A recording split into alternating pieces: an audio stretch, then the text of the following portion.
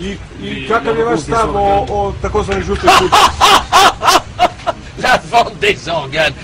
Mais vous êtes malade, non? J'ai fait à vendre des organes, moi.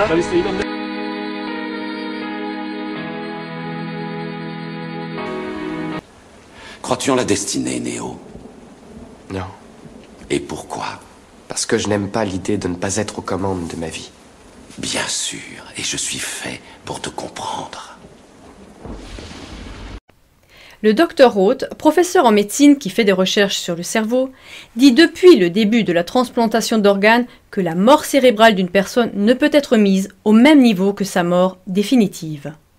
Ni l'arrêt respiratoire, ni l'absence des réflexes habituels du cerveau ne recouvrent avec une pleine certitude toutes les fonctions cérébrales. En fait, la chose la plus sûre qui a pu être prouvée chez un patient dans le coma, c'est qu'une lésion irréversible du cerveau est à craindre et que le patient ne reprendra plus conscience. Rainer Beckmann, juge et enseignant en droit de la médecine, adhère tout à fait à cette affirmation qu'une personne en état de mort cérébrale ne peut pas être considérée comme morte. Le corps vivant est le signe corporel de la présence de l'âme. Les patients dont les fonctions cérébrales se sont arrêtées sont proches de la mort, mais ne sont pas mortes. De ce fait, ils doivent être soignés comme étant vivants. Une adolescente. Apparemment, les médecins ont abandonné la lutte pour sa survie. Ils l'ont déclarée morte et ont consigné son corps à la morgue de l'hôpital. Pourtant, non seulement est-elle tout à fait en vie, mais cette victime d'un accident routier rentre d'un périple céleste avec une direction claire pour la vie longue et fructueuse qui s'étend devant elle. Oh God, wake up! Denise, listen to me! L'accident se produit un soir de novembre 1965, près d'Auckland, en Nouvelle-Zélande. Deux jeunes filles rentrent d'une visite de fin de semaine chez des parents à la campagne. Leur voiture dérape dans le gravier, effectue plusieurs tonneaux et plonge dans un fossé profond. Miraculeusement, la conductrice n'est pas blessée, mais Denise, la passagère de 17 ans, n'a pas la même chance. J'ai été blessée à la colonne vertébrale. De plus, j'ai eu des contusions à la tête qui a été frappée à plusieurs reprises durant les tonneaux. Mon pied est passé à travers le pare-brise, j'ai perdu un orteil et un autre a été coupé. À son arrivée à l'hôpital, Denise a déjà perdu et repris conscience plusieurs fois. Elle se souvient que le personnel médical s'apprêtait à l'opérer, mais qu'elle n'avait encore reçu aucun anesthésique. J'étais sur la table d'opération. Il y avait un jeune médecin, sans doute au début de la vingtaine, un interne. Et il y avait une jeune infirmière environ de mon âge. Elle était encore en formation et les deux flirtaient parce qu'ils ne pensaient évidemment pas que j'étais consciente de ce qui se passait. C'est à peu près à ce moment-là que mon esprit ou quelque chose a semblé quitter mon corps. J'étais au plafond, dans le coin de la salle d'opération. Je les regardais opérer mon pied et j'étais en détresse parce qu'il fallait que je leur dise qu'ils devaient me donner un anesthésique, parce que je n'avais rien reçu pour endormir la douleur et qu'ils allaient m'opérer et ça m'inquiétait beaucoup.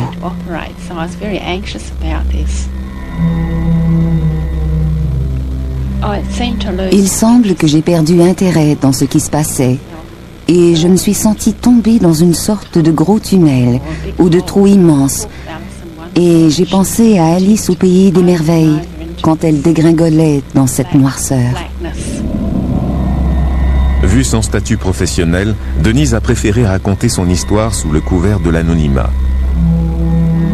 En fait, jusqu'à présent, peu de gens ont entendu ce récit. L'une de ces personnes est le docteur Sutherland, qui a interviewé des centaines de personnes convaincues d'avoir vécu des expériences de l'au-delà.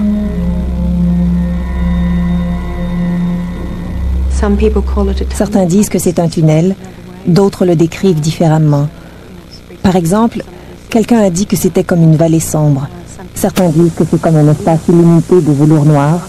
Les comptes rendus varient, mais font presque toujours mention d'une lumière. Un long tunnel sombre. Puis je suis devenue consciente d'une lumière blanche très brillante au bout du tunnel. Ce n'était pas une lumière aveuglante, c'était simplement très lumineux. J'ai été envahie par un sentiment de paix et de sérénité, et ça semblait tellement merveilleux. M'approcher de cette lumière a été pour moi une expérience merveilleuse.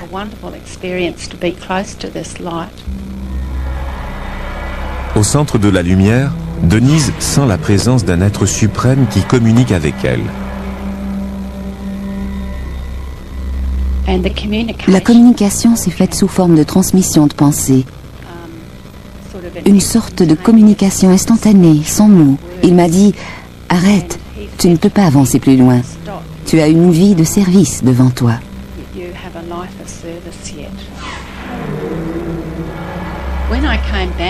Quand je suis revenue dans mon corps, je n'ai pas eu de sensation particulière. Je me suis simplement réveillée avec un sentiment de perte, avec l'impression que j'avais manqué quelque chose de très important. Quand Denise reprend conscience, elle sent qu'elle n'est plus dans le bloc opératoire. Elle est nue, recouverte uniquement d'un drap et étendue sur une civière d'acier inoxydable. Pour les autorités de l'hôpital, elle est cliniquement morte. Elle gît dans la morgue de l'hôpital en attente d'une identification officielle de sa tante. En réalité, Denise est tout à fait vivante, très médusée et elle a très froid. Ce qu'elle s'empresse de communiquer à sa tante qui est en état de choc. Can you get me a blanket? I'm really cold, please. Elle ne semblait pas contente du tout. Elle était fâchée qu'on lui ait annoncé que j'étais morte et que quelqu'un ait fait une erreur aussi terrible quand ils auraient dû faire un peu plus attention. Jusqu'à ce jour, Denise ignore jusqu'où elle a frôlé la mort. Est-ce qu'il est possible de mourir paisiblement en cas du prélèvement d'organes? L'association Élucidation critique sur le prélèvement d'organes décrit ce qui suit en ce qui concerne le déroulement d'un don d'organes. On attache les bras et les jambes du donneur pour empêcher les mouvements. Quand on ouvre le corps du cou jusqu'au pubis, une augmentation de la tension artérielle et des pulsations du cœur apparaît. Lors d'une opération, ces signes sont considérés d'habitude comme des réactions de douleur. Mais il n'en est pas de même dans le cas des morts cérébrales. On dégage et on prépare les organes pour le prélèvement pendant que le cœur bat encore. Il est important de conserver les organes, c'est-à-dire de les rendre durables. On fait passer un liquide réfrigéré dans les organes pour qu'ils se conservent mieux. Quand le liquide réfrigéré est introduit dans le corps encore vivant, le sang est chassé. À ce moment, des convulsions, une augmentation de la tension artérielle et une accélération des battements du cœur peuvent apparaître. Et c'est seulement alors, au moment où on prélève les organes, que le mort cérébral meurt vraiment. À la fin, ce sont les infirmiers qui doivent bourrer le corps et fermer les plaies énormes. En cas d'un prélèvement d'organes, il n'est pas possible de mourir de manière paisible et de rester entouré des proches parents ou des amis. Les accompagnants des mourants sont les médecins de la transplantation. Voici encore le témoignage d'une mère qui a approuvé le don d'organes de son fils sans avoir eu des éclaircissements complets. Je cite, « Avec la médecine de transplantation, nous nous trouvons devant un cannibalisme moderne. L'homme n'arrache plus le cœur de la poitrine de son vis-à-vis pour le manger afin de recevoir lui-même plus de force. Non. De nos jours, l'homme s'allonge sur une table d'opération, ferme les yeux et se laisse incorporer l'organe. J'ai abandonné la lutte pour mon fils, parce que le médecin a affirmé que Christian était mort. » Fin de citation. En résumé, on ne peut pas accuser d'égoïsme les personnes qui se prononcent contre le don d'organes. Il est possible que leur décision repose sur la connaissance plus profonde d'éléments que le grand public ne connaît pas encore. Aidez-nous à propager ces informations sans lesquelles on ne peut pas prendre une vraie décision pour ou contre un don d'organes.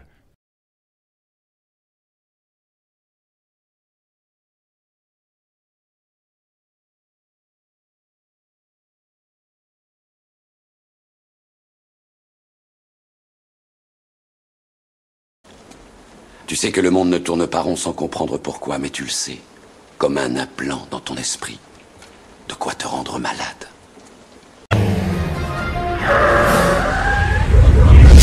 L'enquête concernant le trafic d'organes au Kosovo progresse enfin et les taux se resserrent progressivement autour des principaux responsables. Fin avril, la justice européenne a condamné 5 médecins kosovars à des peines allant jusqu'à 8 ans de prison pour leur implication dans un réseau de trafic d'organes humains dont la plaque tournante était une clinique de la banlieue de Pristina, capitale de cette province. 2 mandats d'arrêt ont été émis à l'encontre de 2 autres suspects, un chirurgien turc et le cerveau présumé du réseau, l'israélien Moshe Harel. La plupart des commandes provenant d'Israël. N'oublie pas, je ne t'offre que la vérité, rien de plus.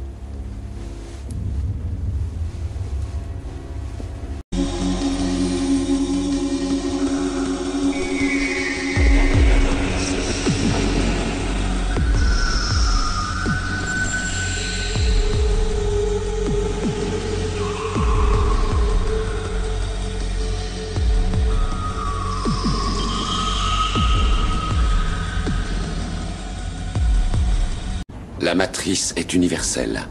Elle est omniprésente. Elle est avec nous ici, en ce moment même. Tu la vois chaque fois que tu regardes par la fenêtre ou lorsque tu allumes la télévision. Tu ressens sa présence quand tu pars au travail, quand tu vas à l'église ou quand tu paies tes factures.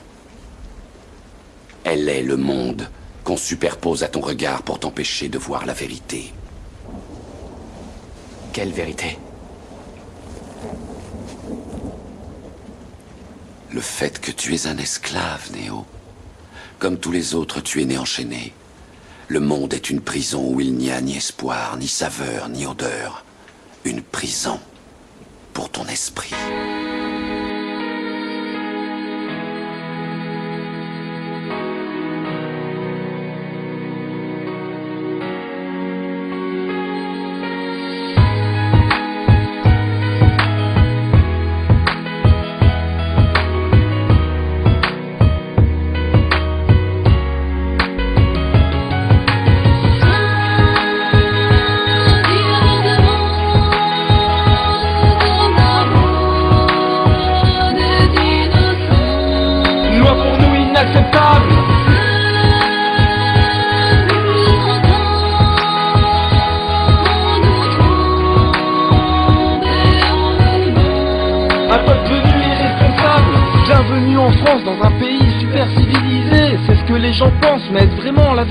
Faudrait faire place à la justice pour avoir le droit de le proclamer. On est pourtant en 2008, mais la France n'a jamais autant tué. Une puissance internationale, c'est ce qu'on voudrait nous faire croire. Mais nous avons oublié le principal, un minimum de morale. Chaque jour c'est dans notre pays, des milliers d'enfants sont tués. N'ont pas le droit de naître ici, victimes de cette société aberrante plus qu'affligeante. Des lois qui nous semblent plus importantes sont pourtant responsables d'une hécatombe terrifiante. Et cette loi abominable, véhicule mental, c'est incapable de quoi faire un scandale. 75 gagnés par les vandales. En 30 ans, l'avortement a fait plus de 6 millions de victimes chaque jour continuellement. Cette loi exécrable l'assassine. Des millions d'innocents dans le silence sont oubliés. Il s'agit pourtant bien d'enfants, impuissants mais bien vivants.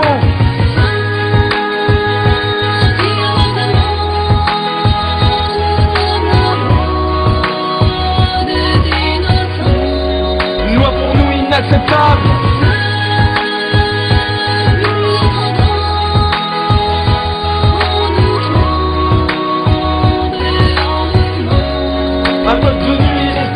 C'est notre peuple qu'on assassine. Comment peut-on voir notre avenir avec cette fichue combine qui tue l'enfant que personne désire, qui rend les gens irresponsables, des millions d'hommes et de femmes tristes, des jeunes influençables et beaucoup de couples trop égoïstes. Aujourd'hui, les temps modernes apportent de nouvelles théories, détruisent le don naturel, absorbent le sens de la vie. Et oui, on encourage certains jeux immoraux, favorisant de vulgaires plaisirs aux principes fondamentaux. Sont passées nos belles idées, les petites familles généreuses, l'amour et la fidélité pour une vie saine et heureuse. Où sont passés nos engagements, l'entraide mutuelle, le mariage, l'envie de faire des enfants, la charité.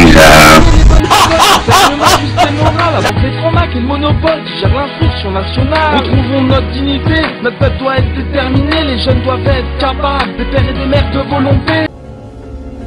N'oublie pas, je ne t'offre que la vérité, rien de plus.